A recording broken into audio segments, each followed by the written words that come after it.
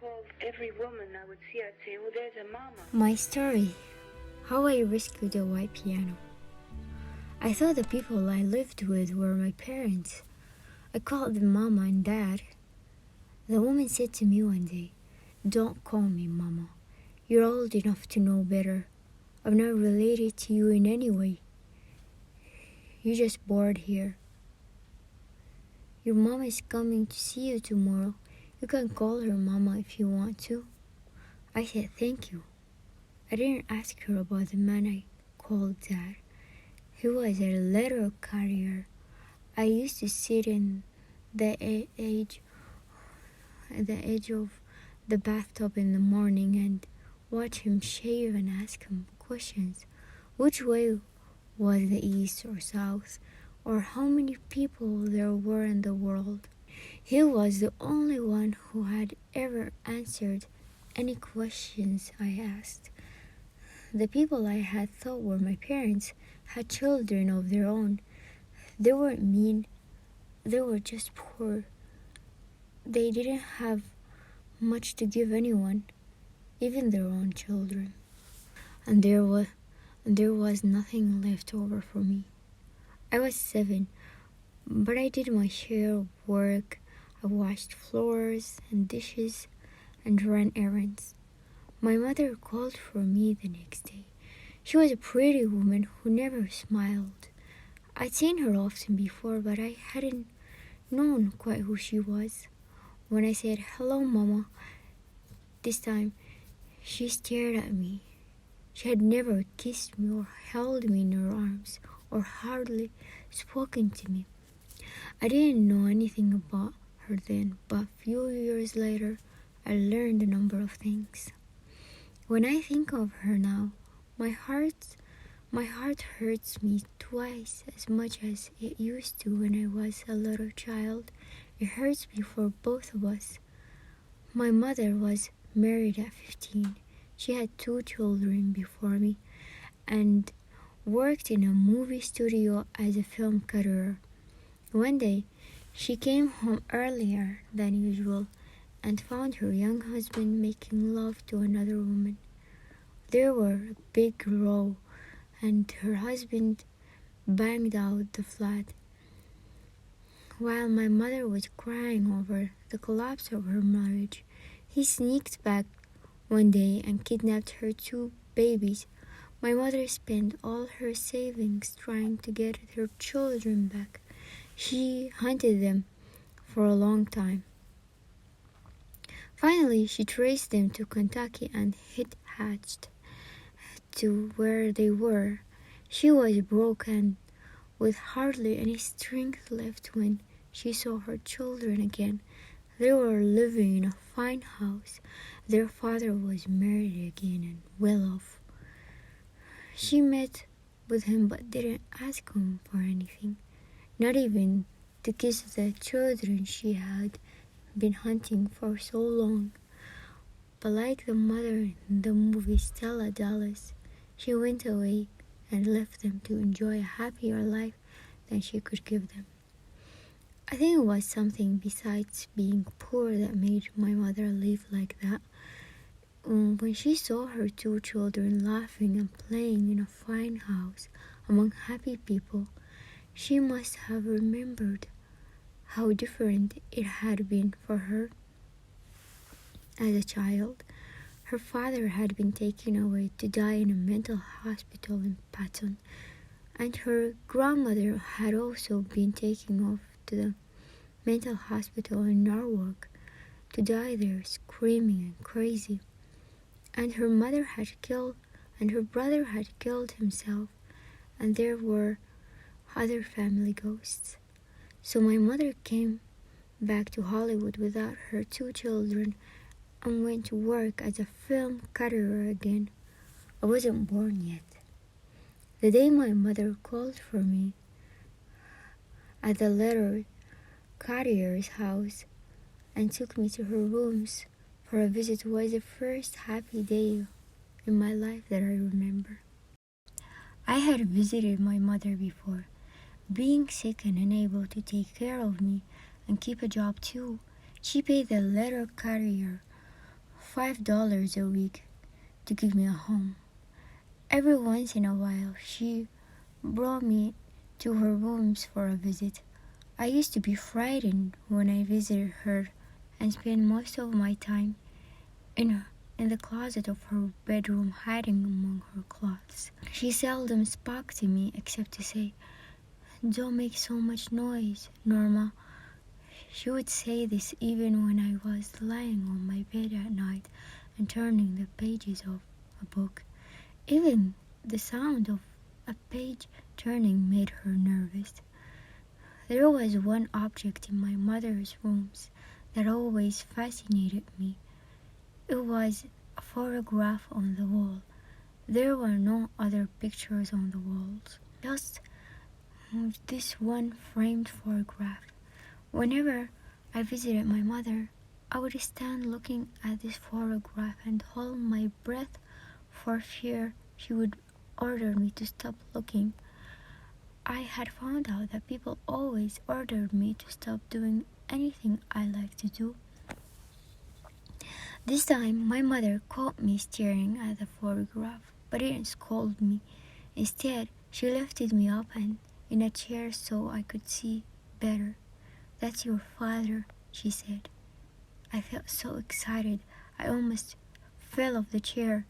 It felt so good to have a father, to be able to look at his picture and know I belonged to him.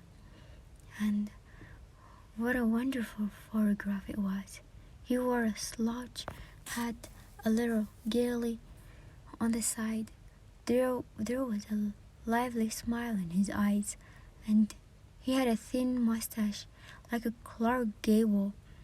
I felt very warm toward the picture. My mother said he was killed in an auto accident in New York City. I believed everything people told me in that time, but I didn't believe this. I didn't believe he was run over and dead. I asked my mother what his name was. She wouldn't answer, but went into the bedroom and locked herself in. Years later, I found out what his name was, and many other things about him. How he used to live in the same apartment building where my mother lived, how they fell in love, and how he walked off and left her while I was getting born without ever seeing me. The strange thing was that everything I heard about him made me feel warmer toward him. The night I met his picture, I dreamed of it when I fell asleep, and I dreamed of it 1,000 times afterwards. That was my first happy time finding my father's picture. And every time I remembered how he smiled and how his hat was tipped, I felt warm and not alone. When I started a sort of scrapbook a year later, the first picture I put in it was a photograph of Clark Gable because he looked like my father, especially the way he wore his hat and mustache. And I used to make up daydreams, not about Mr. Gable, but about my father. When I'd be walking home from school in the rain and feeling bad, I pretended my father was waiting for me and that he would scold me for not having worn my rubbers.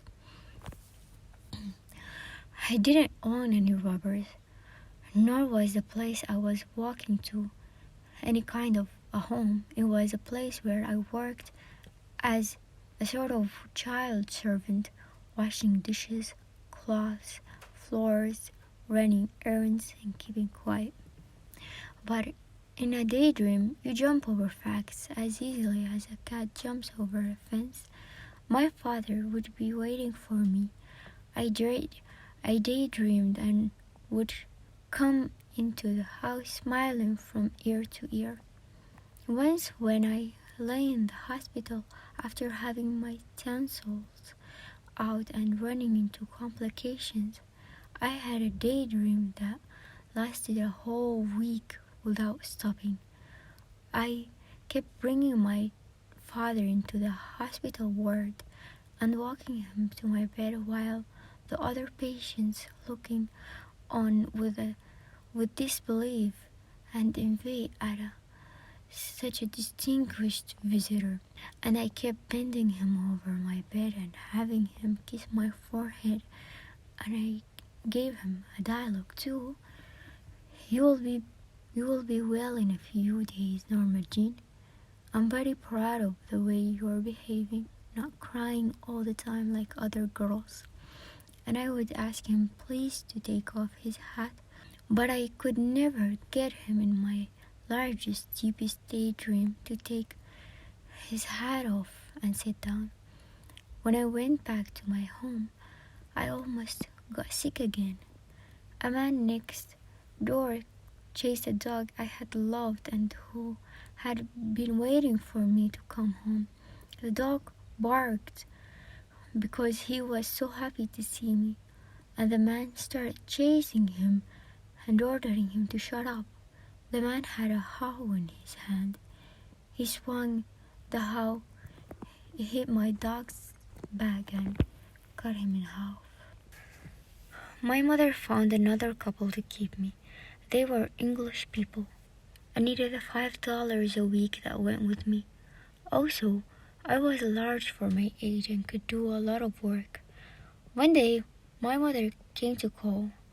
I was in the kitchen washing dishes. She stood looking at me without talking. When I turned around, I saw there were tears in her eyes, and I was surprised. I'm going to build a house for you and me to live in, she said. It's going to be painted white and have a backyard, and she went away. It was true. My mother managed it somehow out of savings and a loan. She built a house. The English couple and I were both taken to see it.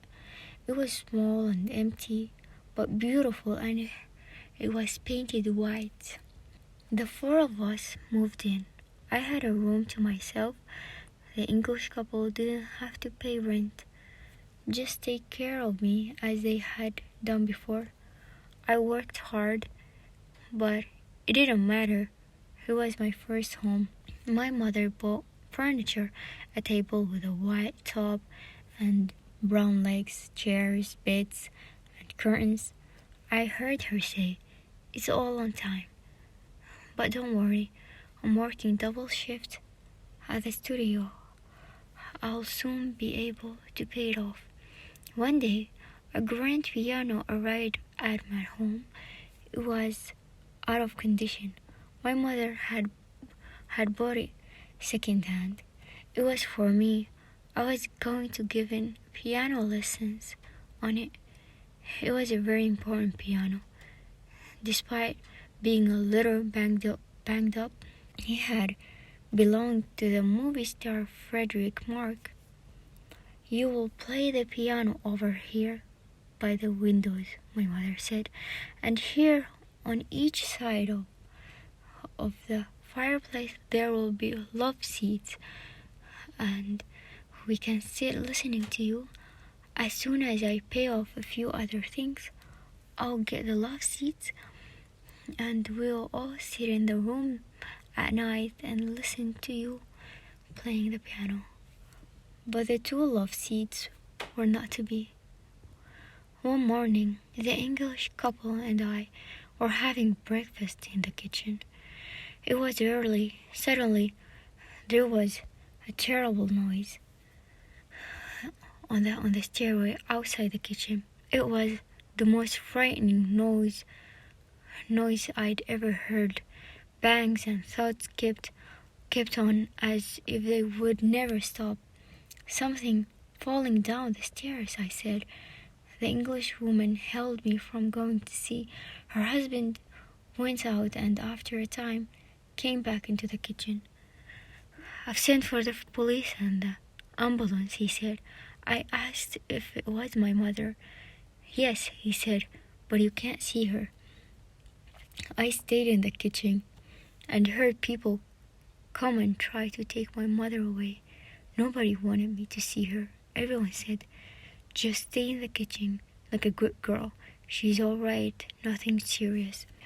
But I went out and looked in the hall. My mother was on her feet.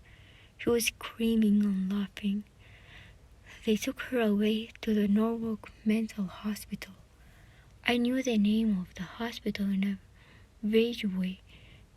It was where my mother's father and grandmother had been taken when they started screaming and laughing. All the furniture disappeared. The white table, the chairs, the bed, the white curtains melted away, and the grand piano too. The English couple disappeared also, and I was taken from the newly painted house to an orphan asylum and given a blue and white shirtwaist to wear and shoes with heavy soles. And for a long time, when I lay in bed at night, I could no longer daydream about anything. I kept hearing the terrible noise of the stairs and my mother screaming and laughing as they led her out of the home she had tried to build for me. I never forgot the white painted house and its furniture. Years later, when I was beginning to earn some money modeling, I started looking for that Frederick Mark piano. After about a year, I found it in an old auction room and bought it. I have it in my home now in Hollywood. It's been painted a lovely white, and it has new strings and plays as wonderfully as any piano in the world.